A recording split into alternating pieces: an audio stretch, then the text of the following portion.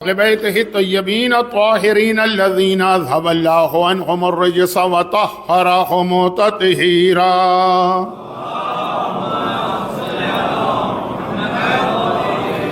سيما على الإمام المنتظر والحجة الثانية شرجل اللهم له الفرج ولعنة الله على أعدائهم أجمعين من الأزل إلى الأبد. أما بعد فقد قال الله عز وجل في كتابه المبين وفرقانه المتين وقرآنه المجيد وقوله الحق. بسم الله الرحمن الرحيم. حاميم والكتاب المبين إنا أنزلناه في ليلة مباركة إنا كنا منذرين فيها يفرق كل أمر حكيم. وقال سبحانه وتعالى يا أيها الذين آمنوا قوا أنفسكم وأهليكم نارا وقودها الناس والحجارة عليها ملائكة غلاظ شداد. وقال فمن تبعني فإنه مني ومن عصاني فإنك غفور رحيم.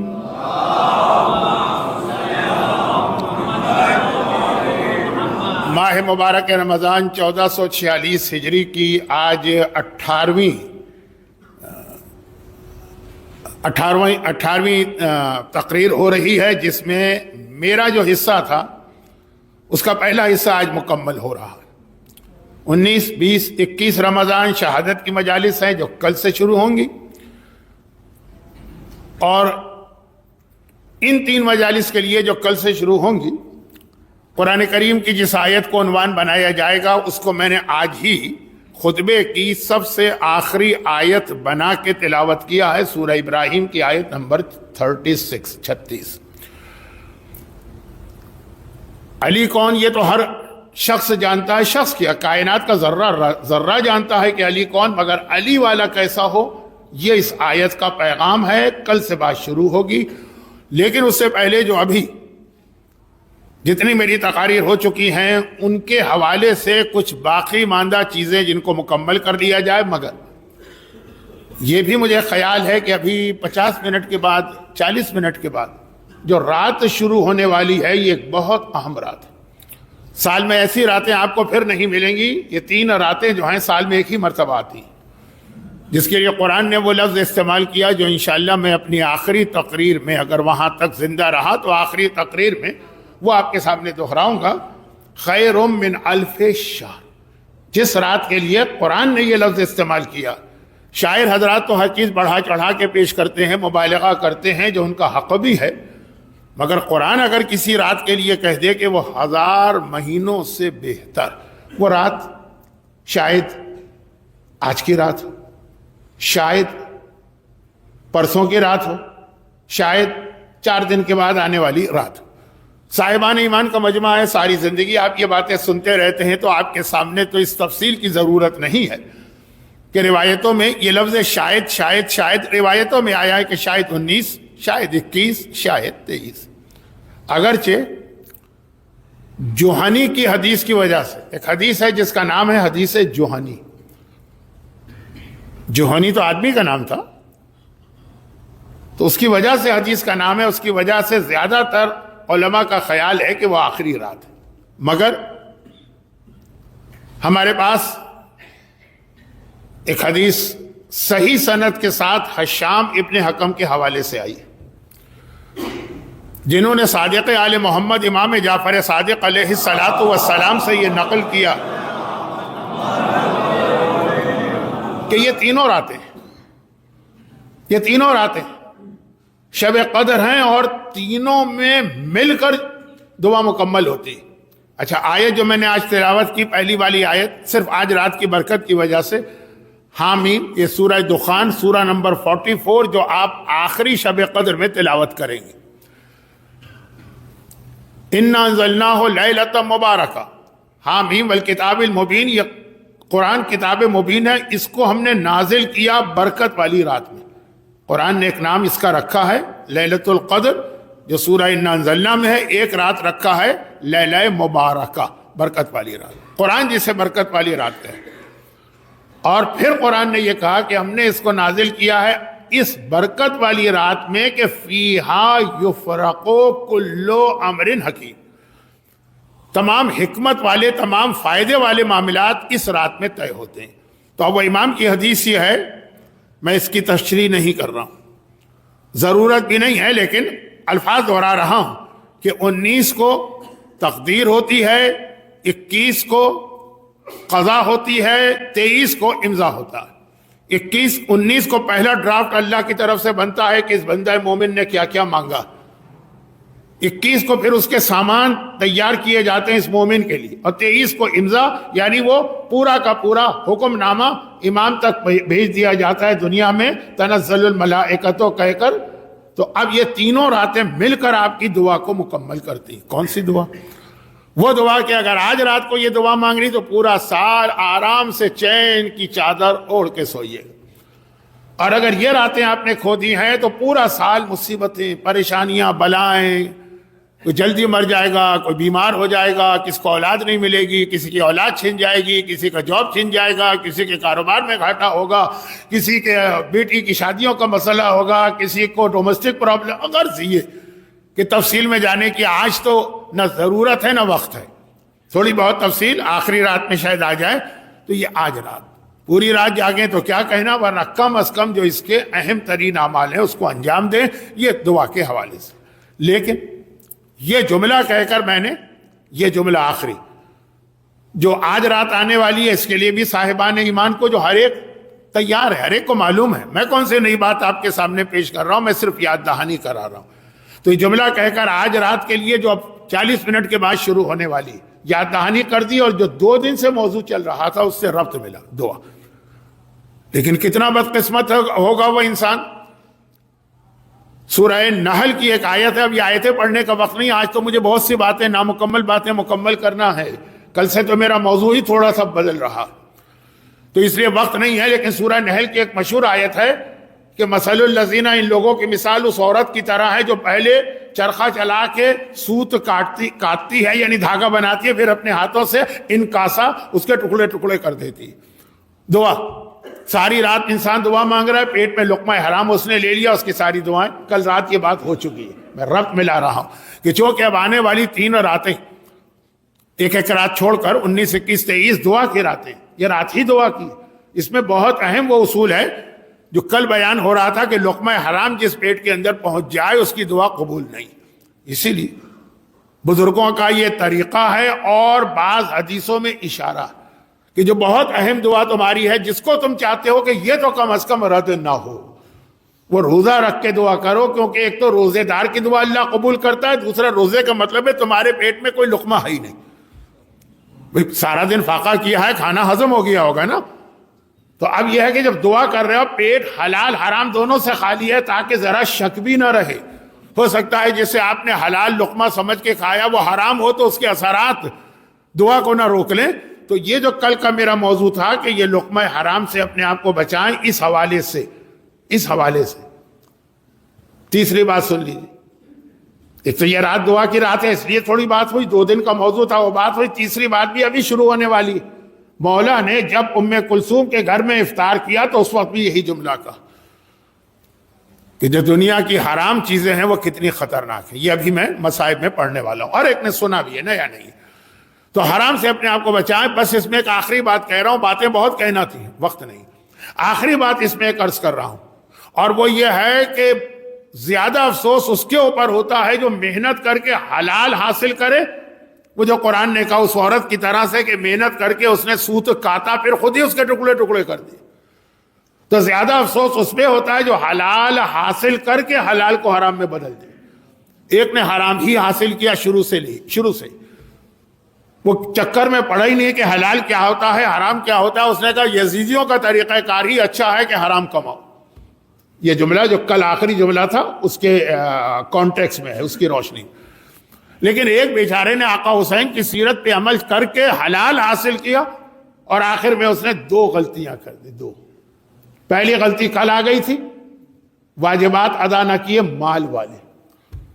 اب یہ دیکھیں آپ ذہنی طور پہ تیار ہو رہے ہوں گے، میرے بھائی جو قابل احترام عالم دین آ رہے ہیں کچھ وہ بتائیں گے، لیکن آپ تیار ہو رہے ہوں گے کہ اب آپ کو عید تک فطرہ دے دینا، فطرہ جس کے بارے میں یہی مسئلہ ہے کہ سارے روزے تم نے رکھے نا، وہ محنت کی ہے، قبول ہوگا فطرہ دینے پر۔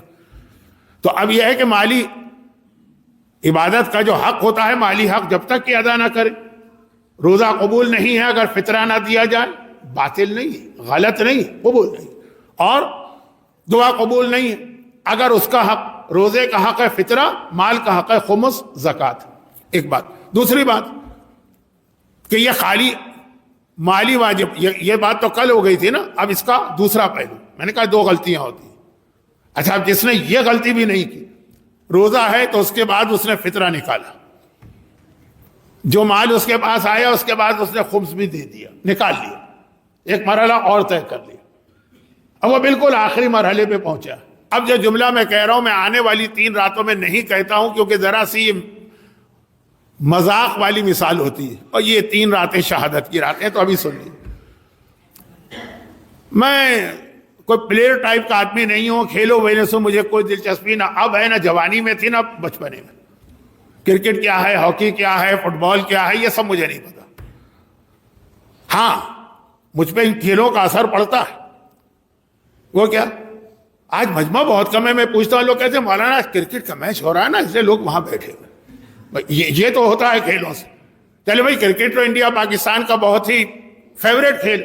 فٹ بال کے مقابلے ہوتا ہے، ورلڈ کپ فٹ بال، مجمع غائب.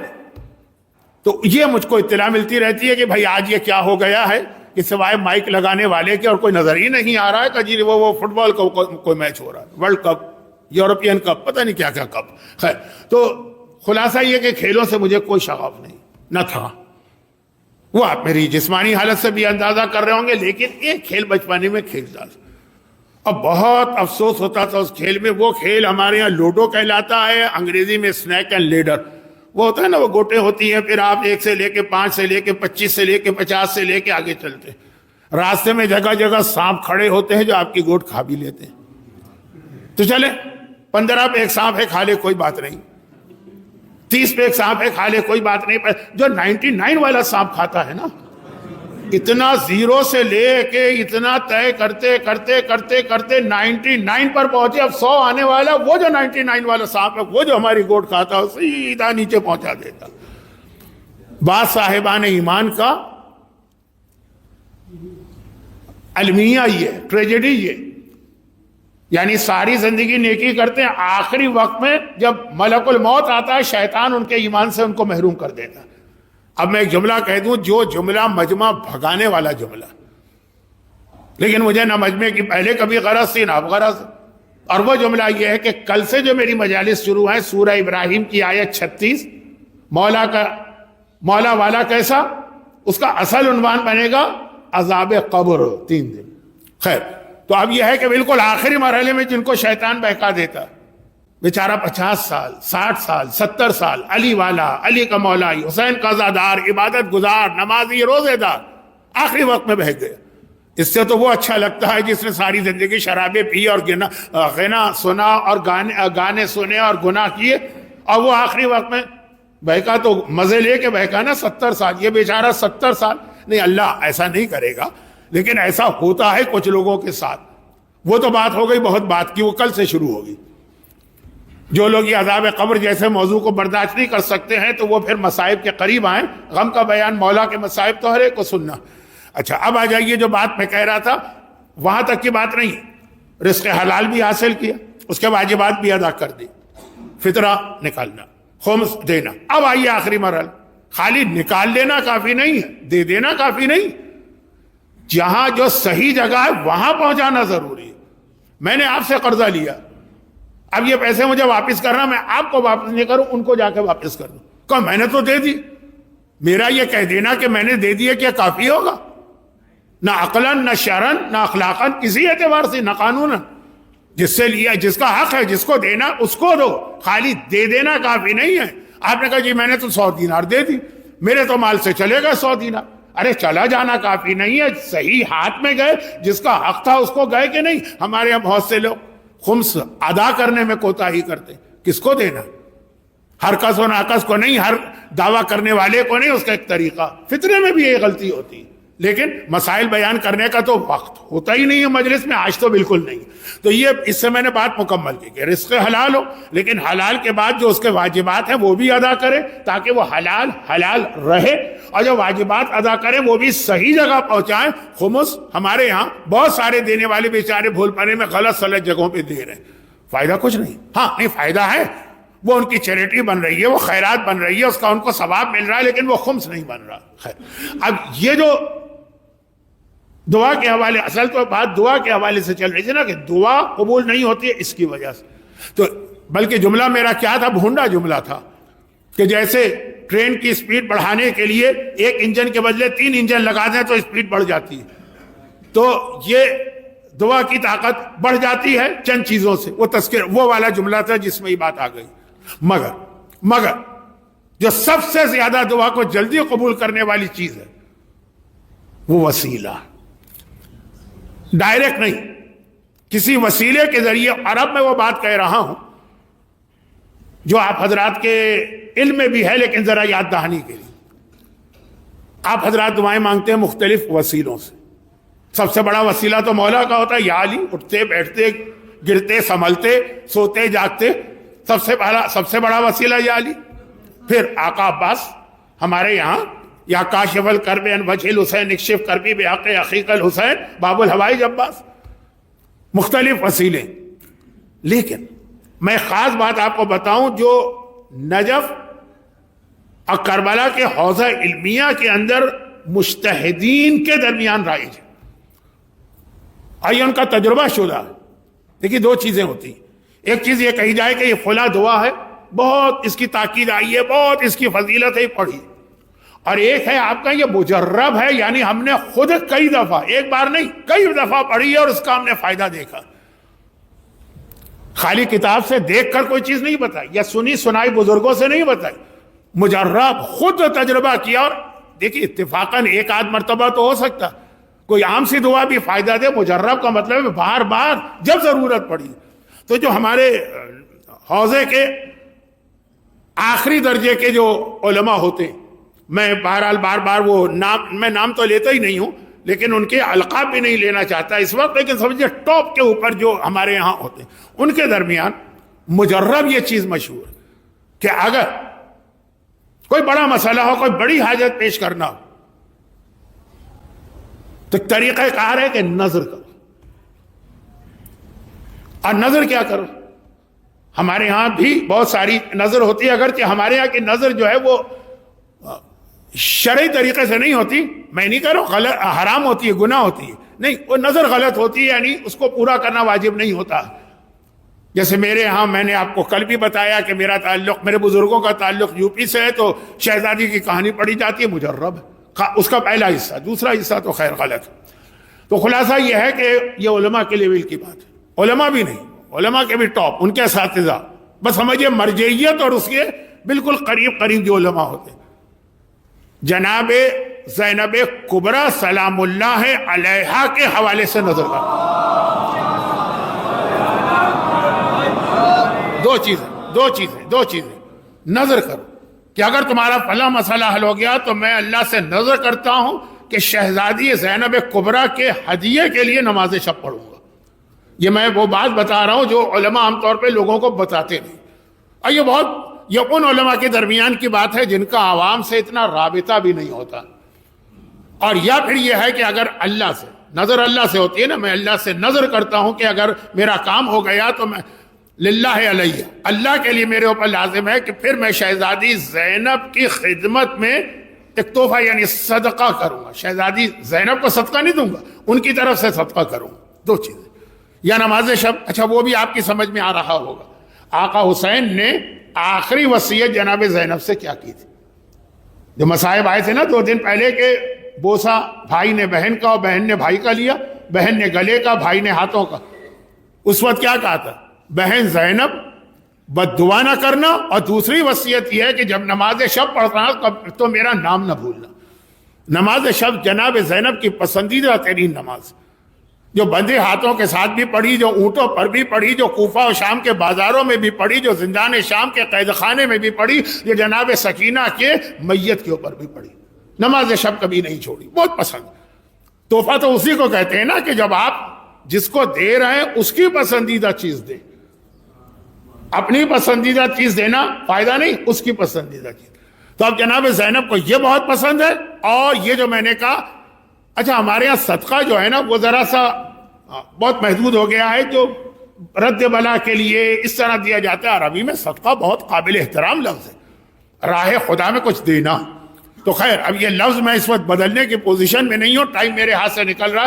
جناب زینب کے نام پر راہ خدا میں صدقہ دینا، ان دو میں سے کوئی ایک. آپ دیکھیے یہ میں بہت ان علماء کی ان مراجع کی بات کر رہا ہوں کہ جن کا نام لینے سے پہلے دل چاہتا آدمی وضو کرے، اتنی عظیم شخصیت ہے. ان کا یہ جملہ ہے کہ یہ ہمارا مجرب عمل ہے، تجربہ شدہ عمل. اور اس سے پہلے میں 40-45 سال سے کہتا آ رہا ہوں، جب جناب زینب کبریٰ کے روضے کی طرف لوگوں کی توجہ بھی نہیں تھی کہ حاجت جتنے جلدی وہاں پوری ہوتی ہے یا ان کے نام سے پوری ہوتی ہے. مجھے یاد ہے کہ کسی نے اعتراض بھی کیا تھا کہ کیا اس کا مطلب آپ یہ بتا رہے کہ نجف سے بھی زیادہ؟ میں نے کہا تھا ہاں، اور جواب بھی دیا تھا، اور وہ جواب آپ بھی سن لی. میں نے کہا ہم نجف جاتے ہیں، مولا سے ایک حاجت مانگتے ہیں، زری پکڑ کے کہہ رہے ہیں کہ یا امیر المومنین یہ میرا مسئلہ حل کیجئے. مولا کہتے ہیں ایک منٹ ٹھہرو، میری بیٹی میرے پاس آ رہی ہے، میں ذرا اس سے پوچھ لوں وہ کیوں آ رہی ہے، پھر تمہاری بات سنتا ہوں. زینب لا رہی ہے ایک مومن کا مسئلہ. جب بیٹی باپ کے پاس آتی ہے کسی کا مسئلہ لے کر، ہمیں ایک لمحے روک دیا جاتا ہے، ہمارے مسئلے کو حل کیا جائے گا، لیکن کہا زینب آئیے. زینب، بعض علماء نے تو لکھا ہے کہ یہ خالی شہزادی کونین شہزادی فاطمہ کے لیے نہیں تھا، شہزادی زینب کے لیے بھی تھا. شہزادی فاطمہ کے لیے تو طے شدہ بات ہے کہ جب رسول خدا کی خدمت میں جاتی ہیں، پیغمبر اپنی جگہ سے کھڑے ہوتے ہیں، استقبال کرتے ہیں، احترام، پھر اپنی جگہ فاطمہ کو بٹھاتے ہیں اور فاطمہ کے سامنے کھڑے ہوتے ہیں. بعض نے کہا یہی طریقہ زینب کبریٰ کے لیے مولا کا بھی تھا. تو جناب زینب کا وسیلہ بہت اہم وسیلہ ہے. اور دو چیزیں میں نے کہیں، ایک نماز شب اور ایک لفظ صدقہ. عربی کا لفظ ہے اچھے معنوں، اردو میں تو خالی رد بلا کے لیے کسی جمعدار کو دے دو، بھنگی کو دے دو، اس طرح پھینک دو کہ وہ بہت ہی کراہیت والی رقم بن جاتی. عربی میں ایسا نہیں.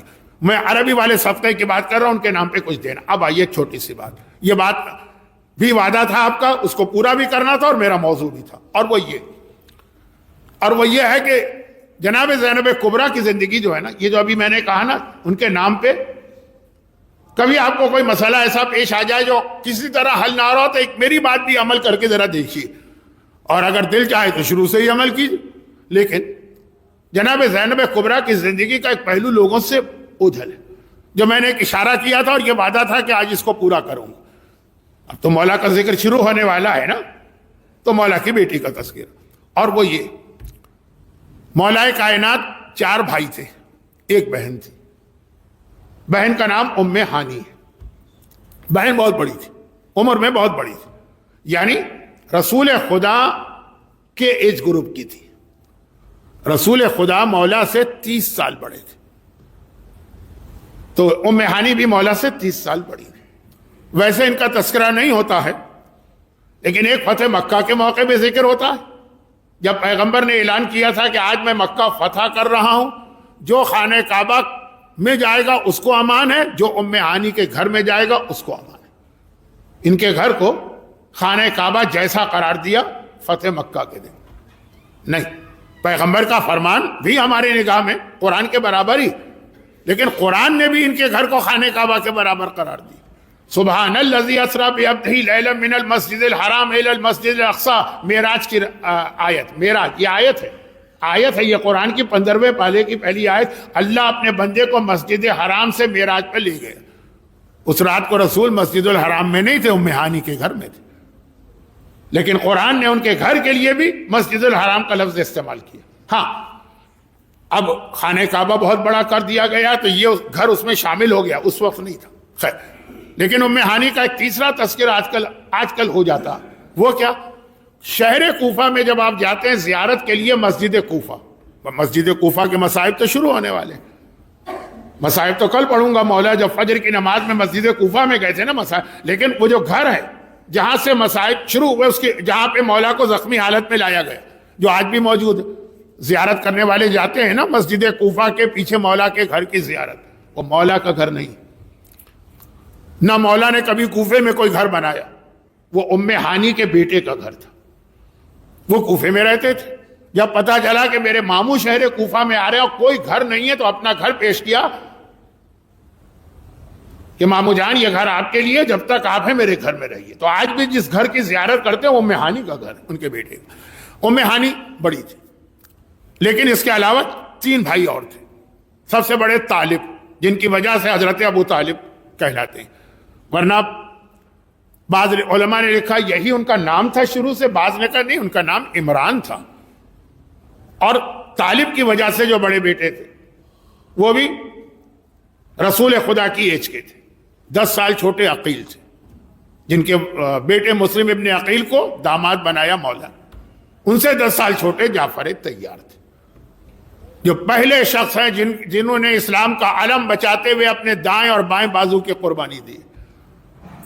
اب پہلے یہ لفظ ان کے لیے آیا کہ وہ جنت میں اپنے انہی پروں کے بازوؤں کے بدلے اللہ نے پر دیے ہیں، اس سے وہ اڑ رہے ہیں. اسی لیے ان کے تو لقب میں طیار شامل ہے، اڑنے والے. بہت عظیم شخصیت. ان سے 10 سال چھوٹے مولا ہیں جعفر طیار. جعفر طیار کو یہ فخر ہے کہ پیغمبر کا پہلا نکاح ابو طالب نے پڑھا حضرت خدیجہ سے، اور ایک نکاح جعفر طیار نے پڑھا ام حبیبہ سے. یہی ہوتا ہے عموماً، باپ ہے، ایک ذمہ داری باپ ادا کرتا ہے، وہ دنیا سے چلا گیا، اس کا بیٹا اس کا وارث بنتا. پیغمبر کے نکاح خان یا ابو طالب ہیں یا جعفر طیار. حبشہ جب ہجرت ہوئی تھی، جو میں نے 3 دن پہلے شہزادی کی ولادت کے سال کا واقعہ پڑھا تھا، حبشہ جعفر طیار کو لیڈر بنایا تھا. انہوں نے جو وہاں تقریر کی ہے، کیا کہنا اس تقریر کا. میسج فلم میں صرف اتنا ٹکڑا دیکھ لیجئے گا، آپ سن لیجئے گا، دل ہل کے رہ جاتے ہیں. جعفر طیار. پھر جب یہ مسلمان مدینے پہنچ گئے، پرابلم ختم ہو گئی، یہ مدینے آئے، خیبر کے دن آئے. پھر وہ جعفر طیار کی نماز وہ سب چھوڑیے، ٹائم نہیں ہے، میں کہاں سے کہاں جا رہا ہوں، مجھے بات پوری کرنا ہے. جعفر طیار کو رسول خدا نے خیبر کے بعد جو پہلی جنگ ہوئی، جنگ موتا جارڈن میں، اس میں علمدار بنا کے بھیجا. وہ وہاں شہید ہو گئے. جارڈن، پیغمبر مدینے میں مسجد میں خطبہ دے رہے ہیں ممبر پر، کہاں جارڈن. ایک دم آنکھوں میں آنسو آ گئے. کہا کہ میں دیکھ رہا ہوں موتا کا میدان، ابھی ابھی میرا بھائی وہاں پہ مارا گیا، شہید ہوا.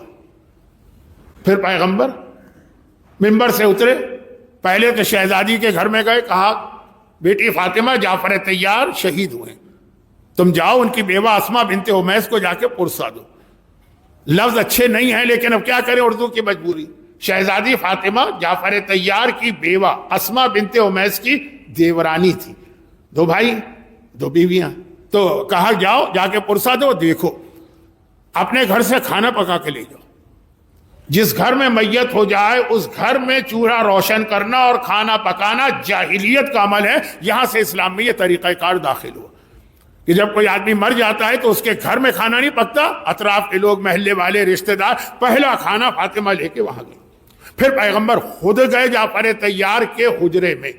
مسجد میں ممبر ہے رسول کا، دائیں طرف جناب فاطمہ کا حجرہ ہے، آخر میں بائیں طرف جعفر طیار کا حجرہ تھا. کیونکہ وہ بہت لیٹ مدینے میں آئے تھے تو بالکل آخری حجرہ ان کو ملا. گئے جا کے پہلے اسما بنت امیس، یہ نام آپ نے بہت سنا ہے، میرے پاس ٹائم نہیں، ان کو پرسا دے کے باہر نکلے. اب وہ گھر ہے نا، آپ کو شہزادی کے گھر کا تو آپ کو نقشہ معلوم ہے نا، وہی وہ نقشہ اس کا تھا. ایک کمرہ، کمرے کے آگے صحن. کئی روایتوں میں آپ سنتے ہیں شہزادی صحن میں بیٹھی تھی، وہاں بھی ایک صحن تھا.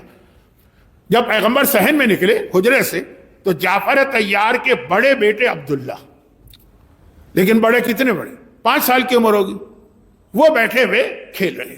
4-5 سال کا بچہ، وہ امام معصوم تو ہے نہیں. گھر میں اتنی بڑی مصیبت، یتیمی کی مصیبت اس پہ آ گئی، لیکن بچہ تو بچہ ہے نا، وہ کھیل رہے ہیں. اور کھیل کس طرح رہے، اس زمانے میں مٹی سے کھلونے بنائے جاتے تھے. آپ اپنے بزرگوں سے پوچھیں، والد سے، تو ان کے زمانے میں بھی مٹی کے کھلونے چلتے تھے. مٹی کا مثلا گھوڑا، یا اس کی مثال تو نہیں دیتا، یہ تو مجسمہ ہے جو حرام ہوگا، لیکن مٹی وہ کھیل رہے ہیں. کیا کھیل رہے ہیں؟ بچوں کا ایک شوق ہوتا ہے، سارے کھلونے اپنے سامنے رکھے، ہر مال 5 آنے، ہر مال 2 آنے، یا جو سعودی عرب میں آواز لگتی ہے کل شے 5 ریال، کل شے 5 ریال، اس طرح وہ بچوں کا ایک شوق ہے چیزیں بیچنے کا. پیغمبر نے دیکھا غم کا ماحول ہے لیکن چہرے پہ مسکراہٹ آئی. جعفر طیار کے یتیم عبداللہ کے سر پہ ہاتھ رکھا. یتیم کے سر پہ ہاتھ رکھنے کی کتنی روایتیں آئیں، اور ایک آسمان کو دیکھ کے دعا کی، بارک اللہ فی صفقتہ، اللہ اس کی بزنس میں برکت دے. اب وہ بزنس نہیں کر رہا، وہ تو بچہ ہے، بچپنے میں اپنے کھلونوں کو سامنے سجا کے کھیل رہا. لیکن پیغمبر نے سر پہ ہاتھ رکھ کے کہا کہ اللہ تیرے اس بزنس میں برکت دے. یہ جملے کو میرے کل کی مجلس کے ایک جملے سے ملائی. خمس دیجئے اور پھر دعائے برکت معصوم سے لیجئے. اب دیکھیں یہ برکت کی دعا کا نتیجہ. اب عبداللہ ابن جعفر طیار یتیم تو ہو گئے، لیکن بہرحال ابھی یتیم کی کفالت کرنے والا خود اللہ کا رسول ہے، خود مولا کائنات ہے. ان کے تو سگے بھتیجے، سگے بھائی کے بیٹے ہیں، تو کوئی یتیمی آئی لیکن کوئی باپ کی محرومی اپنی جگہ، لیکن کوئی مصیبت لے کے نہ آئی. بڑے ہوئے جوان، اور پھر انہوں نے جو بزنس جب شروع کیا، اہل بیت بھی بزنس کرتے، سامان تجارت. پیغمبر کا پہلا جاب ہی یہ تھا مال خدیجہ تجارت، لیکن وہ پہلی تجارت نہیں تھی. وہ خدیجہ نے تجارت کا سامان بھیجا اس لیے کہ پیغمبر کی تجارت کی تعریف سنی تھی، جو اس سے پہلے سے تجارت ہے. خیر، اب انہوں نے تجارت شروع کی، پیغمبر کی دعا چل رہی ہے ساتھ میں. آپ خمس دیں گے، امام کی دعا آپ کے ساتھ چلے گی. لیکن بہرحال جعفر طیار کے بیٹا عبداللہ، اس کی تو بات ہی کچھ اور ہے. اتنی برکت ہوئی، اتنی برکت ہوئی، اتنی برکت ہوئی جعفر طیار کی. اللہ نے ان کو اتنی دولت دی کہ جس کو کہتے ہیں نا کبھی کوئی آدمی مٹی کو ہاتھ لگائے وہ بھی سونا بن جاتا. کبھی کسی کاروبار میں نقصان ہوا ہی نہیں. یہاں تک کہ حاکم شام یعنی یزید کا باپ معاویہ، بعض اوقات، اب یہ پہلے زمانے میں حکومتیں چلتی تھی، جو ان کے خزانہ تھا نا، اس کے اندر فصلیں جب بکتی ہیں، لوگ فصلیں جب تیار ہوتا ہے اس کے بعد اس کا ٹیکس گورنمنٹ کو دیتے ہیں، تو اس سے خزانہ بھرتا. کبھی کبھار تاخیر ہو جاتی ہے، خزانے میں کمی ہو گئی، خرچے تو چل رہے ہیں حکومت کے. جعفر طیار کے بیٹے عبداللہ سے حاکم شام قرضہ لیتا ہے. قرضہ گورنمنٹ قرضہ لے رہی ہے، جیسے آج کل ہمارے یہاں پاکستان میں IMF، ورلڈ بینک، ان سے قرضہ لیا جاتا ہے. ایک اکیلا آدمی، وہ اکیلا آدمی اتنی دولت رکھتا ہے کہ حکومت اپنا خرچہ چلانے کے لیے باقاعدہ قرضہ لیتی ہے اور اس سے حکومتیں چلتی ہیں، پھر قرضے کی ادائیگی ہوتی. میں نے ایک دفعہ کہیں اور پڑھا، لوگوں نے کہا مولانا یہ تو آپ سمجھ میں نہیں آتا. عبداللہ کو پتہ نہیں تھا کہ یہ آدمی مولا کا دشمن ہے، پھر قرضہ کیوں دیا؟ میں نے کہا جو اس سے بھی بڑا دشمن تھا، مولا نے اس کی اتنی مدد کی کہ کہنے لگا علی نہ ہوتے تو میں ہلاک ہو جاتا. تو کیا آپ نے اہل بیت کو اپنی طرح سے سمجھا ہے کہ جو ہمارا دشمن ہے تو ہم اس کا حقہ پانی کریں گے؟ وہ کریم ابن کریم ہیں، وہ اپنے دشمنوں کو بھی، ابن ملجم کو بھی وہ پانی پلائیں گے، بلکہ دودھ کا گلاس پلائیں گے. ان کے ہاں یہ نہیں ہوتا یہ ہمارا دشمن ہے تو ہم اس کی مدد نہیں کریں گے. دوست دشمن سب کی مدد کریں. کیوں؟ وہ اللہ کے نمائندے، اللہ رب العالمین ہے، مومن کو بھی دیتا ہے، کافر کو بھی دیتا. تو حاکم شام کو قرضہ دیتے تھے، حاکم شام کو. ذرا اندازہ کریں کتنی دولت. بلکہ عربوں میں ایک محاورہ تھا اس زمانے میں. لکھنؤ کے کچھ مومنین یہاں ہیں تو، لیکن میری بدقسمتی تو نہیں کہوں گا، جس سے ملاقات ہوئی پتہ چلا یہ اصلی لکھنؤ کے نہیں ہے، کسی اور شہر سے لکھنؤ میں آئے. میرے بزرگوں کا تعلق لکھنؤ سے اصلاً ہے، لیکن خیر میں یہ بات نہیں کہہ رہا ہوں. لکھنؤ کے اندر جن کو معلوم ہے تاریخ، ایک محاورہ مشہور تھا، اور وہ یہ تھا کہ جو بادشاہ گزرے ہیں لکھنؤ کے نواب، ان میں ایک تھے نواب آصف الدولہ، اور ان کی بھی یہ حالت تھی کہ بہت سخی تھی، بہت پیسہ خرچ کرتے. چنانچہ ایک محاورہ تھا، جسے نہ دے مولا اسے دے آصف الدولہ. یہ ایک محاورہ تھا، جو مانگے جتنا مانگے اس کو مل جاتا. حتیٰ جو لوگ مانگنے کی پوزیشن میں نہیں تھے، شریف لوگ، عزت دار لوگ، حالات خراب ہو گئے، گھر میں فاقے ہیں، کسی سے کہہ نہیں سکتے، ان کے لیے رات کو مدد کا انتظام تھا. لیکن میں آصف الدولہ کے حالات نہیں پڑھ رہا ہوں، میں عبداللہ ابن جعفر طیار ابن ابی طالب کے حالات پڑھ رہا ہوں. ابو طالب کا پوتا، جعفر طیار کا بیٹا، مولا کائنات کا بھتیجا عبداللہ. حالت یہ تھی پوری عرب دنیا میں. کون سی عرب دنیا؟ تقریباً سمجھیے آج کے 25 ممالک کے برابر. مراکش سے کچھ پہلے تک، مراکش بھی سمجھ لی، اور یہ پورا یہ ترکستان. وہاں پہ حالت یہ تھی کہ اگر دو آدمیوں میں جھگڑا ہو پیسے کے معاملے میں، تم نے میرے اتنے پیسے دینا، وہ کہہ رہا ہے نہیں دینا ہے، دینا ہے نہیں دینا ہے، لڑائی جھگڑا سر پھٹول، باقی جس طرح لڑتے رہے. لیکن اگر ان میں سے کوئی ایک کہہ دے کہ اچھا اگر تمہیں مجھ سے پیسے چاہیے، کتنے؟ 1,00,000 دینار، جاؤ عبداللہ ابن جعفر طیار سے لے لو، مل گئے. اب یہ چلا گیا، سامنے والا چلا گیا، اسے پتا ان کا نام آ گیا. اب میں جاؤں گا مدینے میں، عبداللہ ابن جعفر طیار سے کہوں گا فلاں آدمی نے آپ کا نام لیا. عبداللہ کچھ سوال کیے بغیر غلام سے کہیں گے لاؤ، لا کے 1,000,000 دینار اس کو دے دو. عبداللہ ابن جعفر طیار کا نام چلتا تھا خالی، وہ کچھ نہیں پوچھتے. تم غریب ہو، تم امیر ہو، تمہاری حیثیت ہے، تمہاری حیثیت نہیں، تمہارا حق ہے، تمہارا حق نہیں ہے، تم جھوٹ بول رہے ہو، تم سچ بول رہے ہو، تم فراڈ کر رہے ہو، جھگڑا کس بات پہ ہوا؟ نہیں، اس نے میرا نام لیا کہ میں اس کا قرضہ دوں گا. یہ عبداللہ ابن جعفر طیار، اتنی ان کی پراپرٹی تھی. جناب زینب کبریٰ کربلا کے واقعے کے بعد شام کیسے گئے؟ مدینے میں قحط پڑا تھا، عبداللہ کی اتنی جائیداد سیریا میں تھی، شام میں، وہ پورے خاندان کو لے کے اس وقت وہاں گئے تھے. لیکن یہ بہت لمبی بات ہو جائے گی، اب واپس آئی. اب عبداللہ بڑے ہو گئے، کاروبار میں اتنی برکت، اور سخی اتنے. وہ تو اللہ کا وعدہ، جتنا دو گے اتنا ملے گا. اتنا نہیں ملے گا، 10 گنا ملے گا. 10 گنا نہیں، 70 گنا ملے گا. 70 گنا نہیں، 700 گنا ملے گا. دینا سیکھ لو، پھر لینا اللہ تمہیں بتا دے گا. عبداللہ کا نام چلتا تھا. مولا کے ہاں ایک مسئلہ پیدا ہو گیا. مسئلہ، زینب کبریٰ شادی کے قابل ہو گئی ہیں. فاطمہ کی وہ بیٹی جو ہر اعتبار سے فاطمہ جیسی، اس کی شادی کہاں ہو؟ ہر جگہ نہیں ہو سکتی. خود فاطمہ کی شادی کے لیے تو علی مل گئے. زینب کی شادی کس سے کی جائے جو زینب جیسا ہو یا کم از کم اس دنیا میں سب سے بہتر ہو؟ مولا نے کہا کہ میں اپنے بھائی جعفر طیار کے بیٹے عبداللہ کا انتخاب کرتا ہوں، کیونکہ میری زینب کے لیے بس یہی رشتہ مناسب ہے، اس کے علاوہ کوئی نہیں. شادی ہو گئی. زینب کبریٰ باپ کے گھر سے شوہر کے گھر آ گئی. شوہر کون ہے؟ سونے اور چاندی کے انبار لگے ہوئے، اپنے نہیں، غیر، دوست نہیں، دشمن، جاننے والے نہیں. جس کو جانتے بھی نہیں وہ ان کا نام لے لے تو اس کو 1 ملین دینار مل جائے، 10 ملین دینار مل جائے. اس گھر میں زینب آئی ہیں، فاقے نہیں ہے، غربت نہیں ہے. یہ گھر جو میں نے ایک جملہ ایک دن کہا تھا نا، آج اس کو دوبارہ دوہرا رہا ہوں. شہزادی فاطمہ شادی کے بعد جس گھر میں آئی، نعوذ باللہ توہین نہ ہو جائے، وقت کم ہے، وہاں پہلے دن سے ہی فاقے تھے. شہزادی جس گھر میں آئی، اور جب ماں کے گھر میں تھی وہاں بھی پہلے دن سے فاقے تھے. وہ شیب ابی طالب پہلے دن سے ہی. زینب کبریٰ جس گھر میں آئی، دیکھیں زینب کی ولادت ہوئی ہے خیبر کی جنگ سے 1 سال پہلے. 1 سال کے بعد خیبر فتح ہوا، مدینے میں بھی دولت آ گئی، مگر ابھی اتنی نہیں آئی، آ گئی اچھی خاصی. ابھی شادی ہوئی تو ایسے گھر میں گئی کہ جہاں دولت کے انبار لگے ہوئے.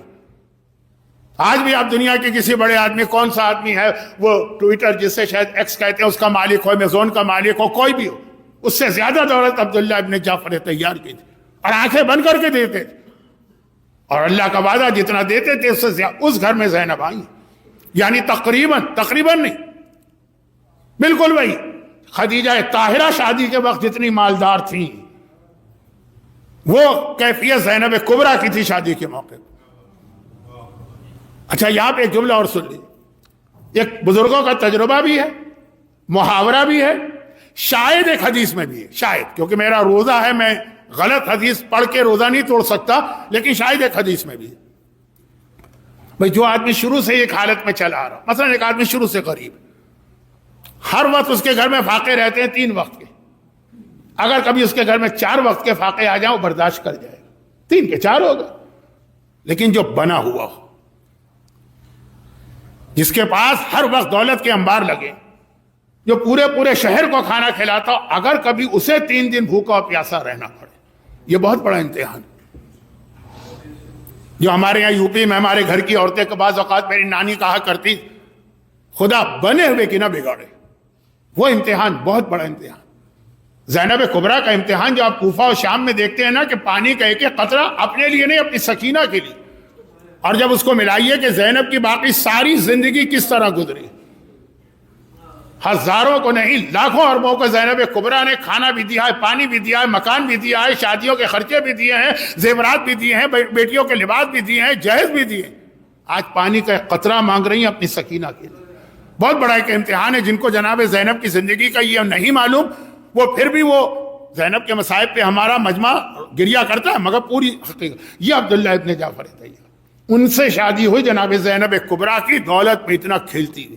ٹھیک ہے، اہل بیت عیش و آرام کے عادی نہیں ہوتے، لیکن بات ہے گھر میں ہر چیز موجود. وہ زینب کبریٰ کا پھر وہ امتحان ہوتا ہے جو آپ نے سنا ہے. تو جو جملہ تھا میرا 4 دن پہلے، اس کو دوہرا دو. جملہ میرا یہ تھا کہ جناب زینب کے لیے ہمارے یہاں مشہور لقب ہے ثانیہ زہرا. اور وہ جو زینب کا کربلا سے لے کے دربار شام تک کا جہاد ہے، اس کو دیکھتے ہوئے وہ جو 1 سال ہے، 1 سال قید رہی ہے نا، یہ 1 سال کی جو زندگی، لیکن اس سے پہلے جو 54 ایئرس کی زندگی، وہ زینب کبریٰ ثانیہ زہرا نہیں ہے، وہ ثانیہ خدیجہ. جس طرح خدیجہ دولت میں پلی، خدیجہ کے بارے میں ہے نا کہ کبھی زمین پہ قدم نہیں رکھتی تھی، ہر وقت آرام سے بستر پہ بیٹھی، جو لباس ایک بار پہنا دوبارہ نہیں پہنا، دے دیے. لباس ہمارے اور آپ کی عورتوں کی طرح نہیں ہے، سونے کے تاروں سے بنا ہوا لباس پہنتی تھی خدیجہ طاہرہ، اور ایک بار لباس پہن کے اتارتی تھی، دے دیا جاتا.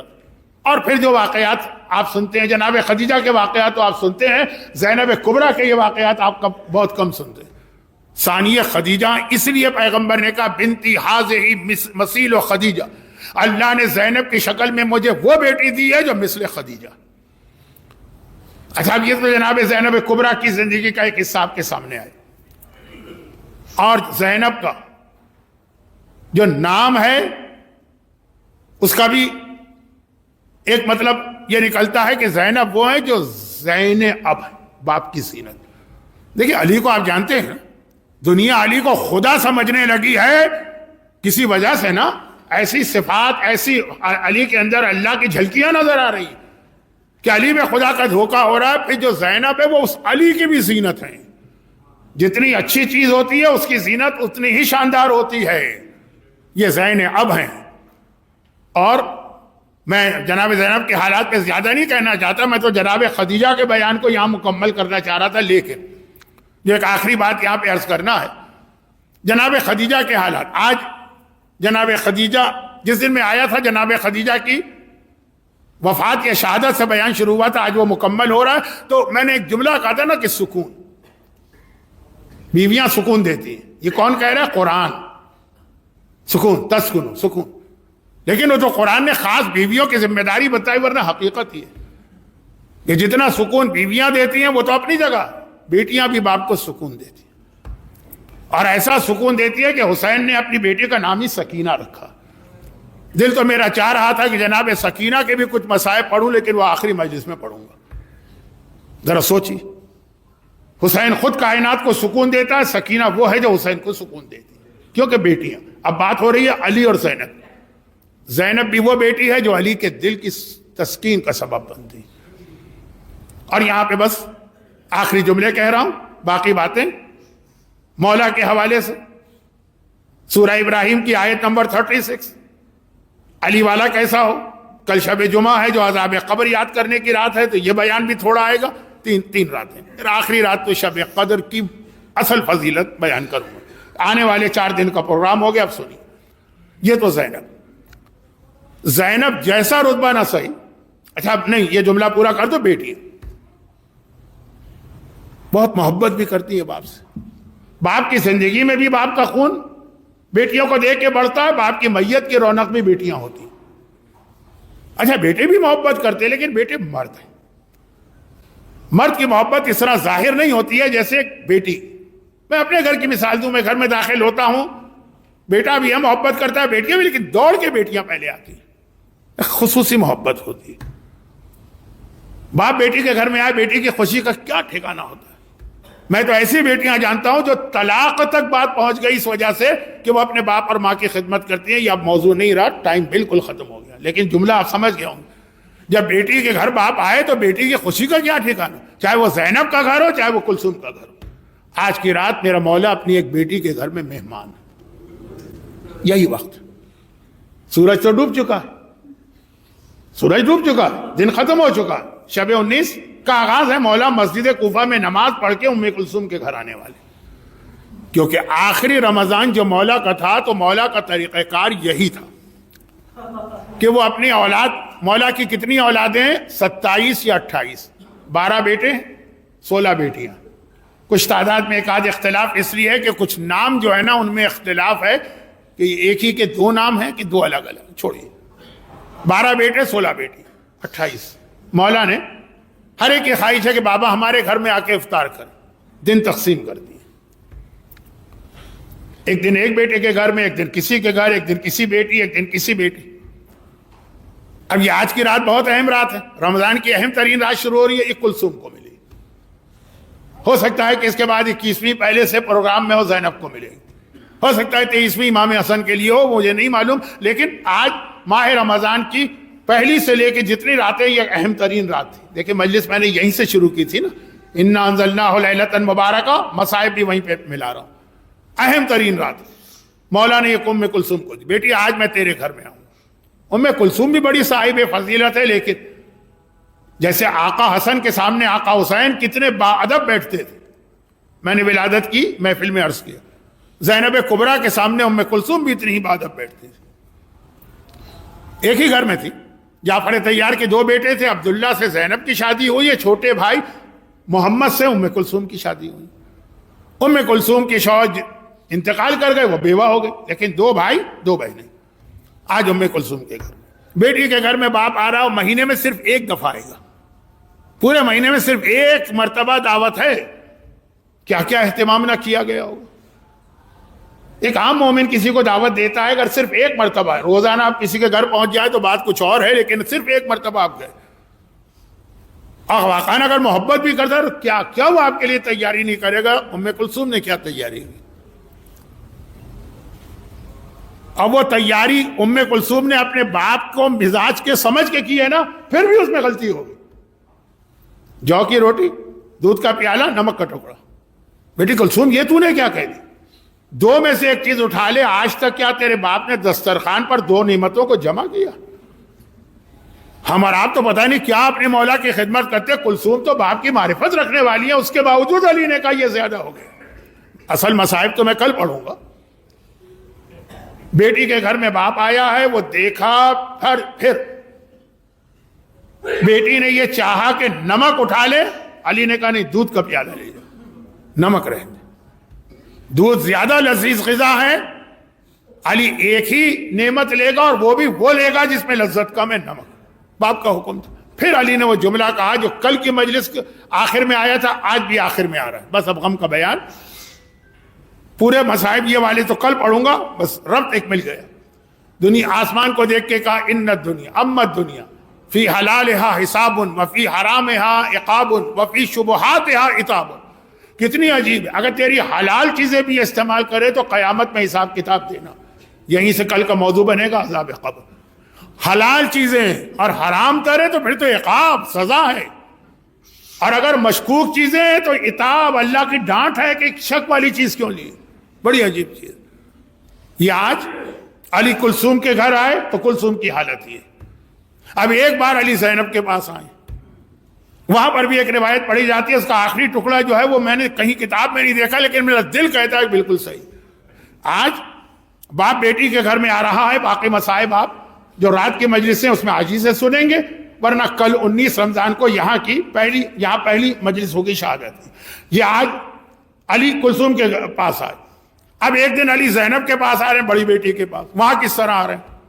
کربلا کا میدان ہے، حسین مارے گئے، عباس مارے گئے، اکبر مارے گئے، قاسم مارے گئے، لاشیں پڑے ہیں، اندھیرا آ گیا، شام غریمہ شروع ہو گئی. ساری بیویاں پریشان ہیں. زینب نے کہا بیویوں پریشان نہ ہو، تم گھبرا رہی ہو نا کہ اس جنگل میں تم اکیلے ہو، وارث مارے گئے، مگر ابھی علی کی بیٹی زینب زندہ.